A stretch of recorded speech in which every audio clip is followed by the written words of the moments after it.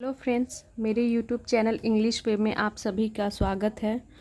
तो चलिए देखते हैं आज की स्टोरी, जिसका टाइटल है the tiger who lost his teeth. Tiger यानी कि बाघ, हु यानी कि जिसने, लॉस्ट यानी खो दी, हिज टीथ यानी अपना दांत। तो हु यहाँ पे रिलेटिव प्रोनाउन हो गया जो टाइगर के लिए यूज किया गया है। इस टाइगर के बारे में एक्स्ट्रा इन्फॉर्मेशन दे रहा है कि बाघ जिसने अपनी हिज टीथ यानी अपनी दांत खो दी। तो चलिए देखते हैं story. In a faraway forest there was a tiger who could growl and scowl and scare everyone away. तो इसका मतलब हो गया इन अ फार अवे के मतलब इन अ फार अवे फॉरेस्ट यानी कि दूर दूर एक जंगल में। देयर वाज अ टाइगर, एक बाघ था। देयर इंट्रोडक्टरी वर्ड हो गया, एज अ सब्जेक्ट यूज किया गया है।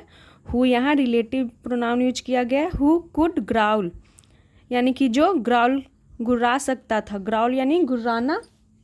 एंड स्काउल इसका मतलब हो गया कि भौंकना या फिर गरजना, या फिर जो जानवर होते हैं जो नाक चढ़ाकर गुस्सा करते हैं, तो उसके लिए जानवरों के लिए ज़्यादातर ये यूज किया जाता है।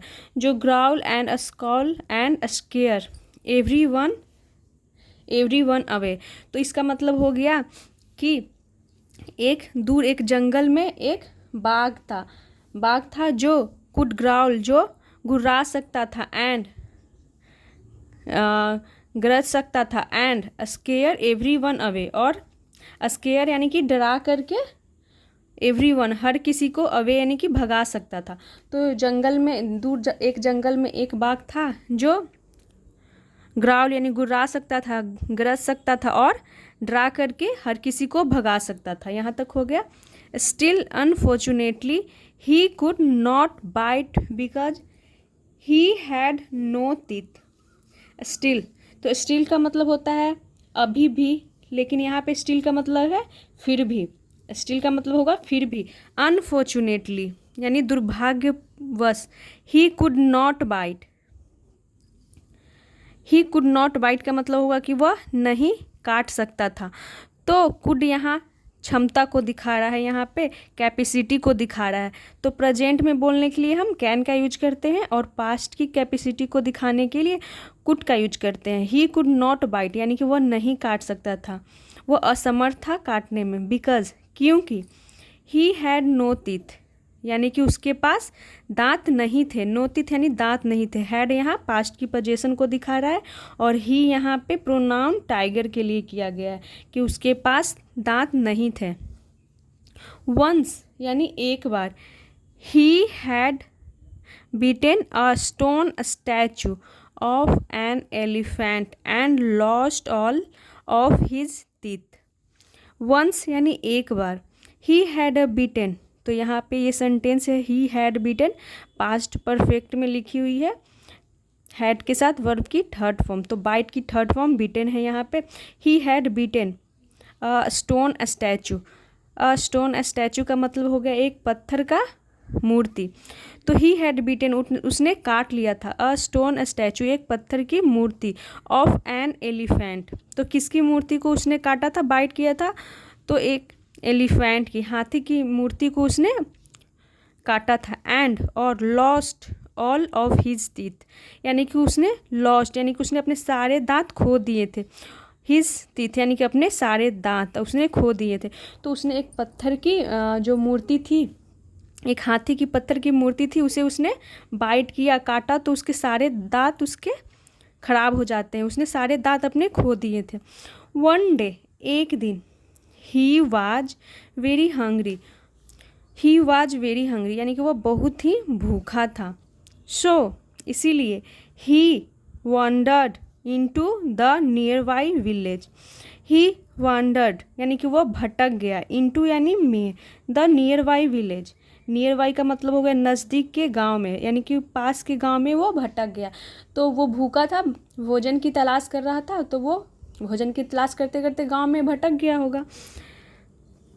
And drank milk from the milk maids vessels. And drank milk और दूध पिया फ्रॉम यानी से द मिल्क मेड्स वेसल्स यानी कि मिल्क मेड्स के बर्तनों से। तो फ्रॉम यहाँ सोर्स को दिखा रहा है कि उसने कहाँ से पिए, तो मिल्क मेड्स के बर्तनों से। और मिल्क मेड का मतलब होता है मिल्क मेड का मतलब होता है जो दूध बेचने का, दूध का काम करती हो, यानी ग्वालिन जिसे बोलते हैं। Soon this became a habit.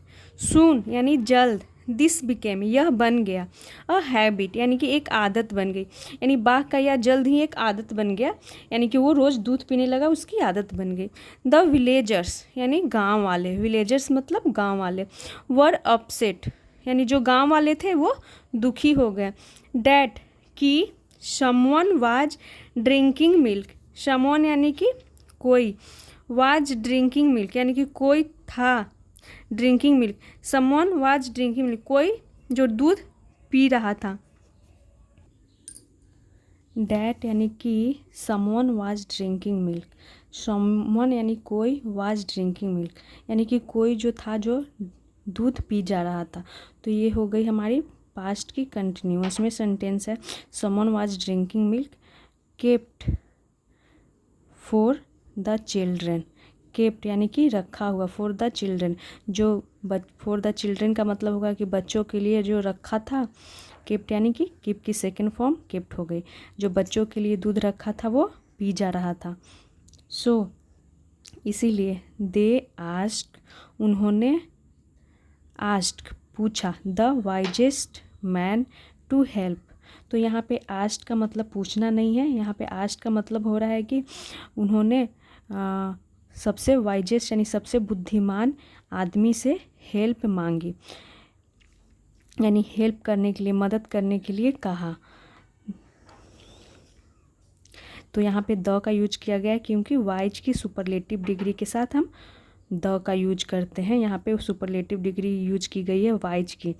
One night यानी एक रात, he climbed a tree, he climbed a tree यानी कि वह पेड़ पर चढ़ गया, क्लाइम की सेकेंड फॉर्म क्लाइम्ड हो गई, अ ट्री एक पेड़ पे चढ़ गया।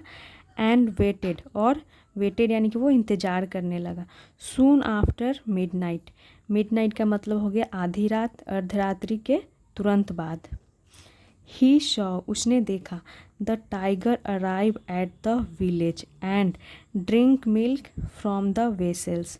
तो क्या देखा, तो जो वो वाइजेस्ट मैन था वो पेड़ पर चढ़ गया, he climbed a tree and waited और इंतज़ार करने लगा। सून आफ्टर मिडनाइट यानी कि आधी रात के बाद, ही शॉ उसने देखा यानी जो आदमी पेड़ पे चढ़ा था उसने देखा, द टाइगर अराइव यानी कि शेर को, सॉरी टाइगर यानी बाघ को अराइव पहुँचते एट द विलेज यानी कि गांव में उसने देखा कि एक क्या आया, तो टाइगर आया। द टाइगर का यूज किया गया है क्योंकि पहले ही टाइगर इंट्रोड्यूस किया गया है कि किस टाइगर की बात की गई, इसलिए द टाइगर का यूज किया गया, जिससे पता चलता है कि वही टाइगर है जो पहले इंट्रोड्यूस कर दिया गया है। तो यहाँ तक हो गया था। तो क्या देखा कि एक टाइगर आया एट द विलेज यानी गांव में, एंड ड्रिंक मिल्क और दूध पिया, फ्रॉम द वेसल्स यानी बर्तनों से।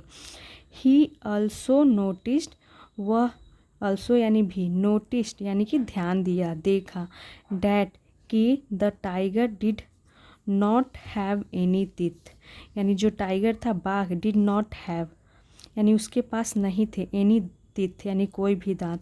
तो ये पास्ट की पोजीशन की नेगेटिव सेंटेंस है जिसमें डिड का यूज करते हैं, डिड नॉट और उसके साथ हैव का, एनी टीथ यानी कि इसका मतलब हो गया कि उसके पास कोई दांत नहीं था। उस आदमी ने देखा जो पेड़ पे चढ़ा हुआ था देखने के लिए कि कौन आता है, कौन दूध पी जाता है। तो उसने देखा कि एक बाघ आया और वो दूध पिया और उसके कोई भी दांत नहीं थे यानी उसके पास दांत नहीं थे। सो इसीलिए द नेक्स्ट नाइट यानी कि अगली रात, he spoke to the tiger यानी कि ही स्पोक उसने बात की, स्पीक की सेकेंड फॉर्म स्पोक हो गई, टू द टाइगर यानी उस टाइगर बाघ से बात की, एंड सेड और कहा, he would give him an artificial set of teeth. तो क्या कहा उस आदमी ने, उस अगली रात उस बाघ से मिलकर उस आदमी ने कहा ही वुड गिव, वह देगा। तो यहाँ पे वुड का यूज किया गया है विल की पास्ट वुड के रूप में। जैसे कि ये सेंटेंस हो गई, पास्ट में सेंटेंस है सेड से की सेकेंड फॉर्म सेड हो गई, तो पास्ट की सेंटेंस में जब विल का यूज करते हैं तो वो वुड बन जाता है। तो वुड गिव, वह देगा, ही गिव यानी देगा, हिम यानी उसे यानी कि बाघ को, an artificial set of teeth. तो आर्टिफिशियल का मतलब हो गया कि मानव निर्मित, जिसे कृत्रिम बोलते हैं, कृत्रिम सेट ऑफ टीथ यानी दांत का एक सेट देगा जो कृत्रिम होगा, मानव निर्मित होगा, जो बनाया गया होगा। द टाइगर वाज हैप्पी, यानी कि जो बाघ था वाज हैप्पी, वह खुश हो गया। The black Smith made a set of artificial teeth for the tiger. The black Smith यानी ब्लैक स्मिथ का मतलब हो गया कि लोहार, लोहार मेड बनाया, मेड की second form made, a set एक सेट बनाया, ऑफ आर्टिफिशियल टीथ यानी कि कृत्रिम दांत का एक सेट बनाया, फॉर द टाइगर यानी कि बाघ के लिए। सो इसीलिए ही कुड, तो यहाँ पे सो का मतलब इसीलिए नहीं है, यहाँ पे सो का मतलब है ताकि, ही कुड हंट ताकि वह शिकार कर सके, हंट यानी शिकार करना, ताकि वह शिकार कर सके। तो जब हम सेंटेंस आगे पढ़ते हैं तब समझ में आता है कि हमें इसका सही मतलब क्या है, सही मतलब क्या निकल रहा है। तो यहाँ पे सो का मतलब हो गया ताकि, ही कुड हंट वह शिकार कर सके, अगेन यानी कि फिर से, अगेन यानी फिर से।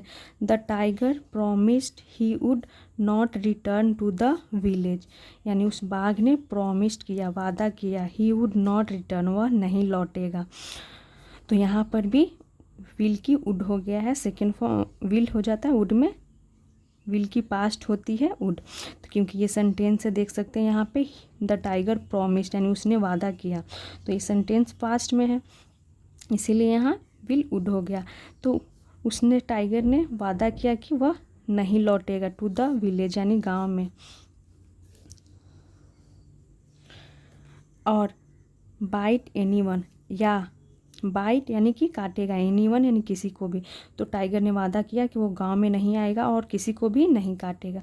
The grateful tiger thanked the man and went on his way. The grateful tiger यानी कि ग्रेटफुल का मतलब हो गया आभारी, बाघ ने थैंक्ड धन्यवाद दिया, द मैन उस मैन को धन्यवाद दिया, एंड और वेंट अवे, वेंट अवे नहीं है, वेंट ऑन यानी कि चला गया, हिज वे अपने रास्ते वो चला गया। तो यहाँ पर देख सकते हैं ये टाइगर है, ये दूध पी रहा है, इसके पास दांत नहीं है, और ये एक आदमी देखने के लिए पेड़ पे बैठा हुआ था। तो ये थी आज की शॉर्ट स्टोरी।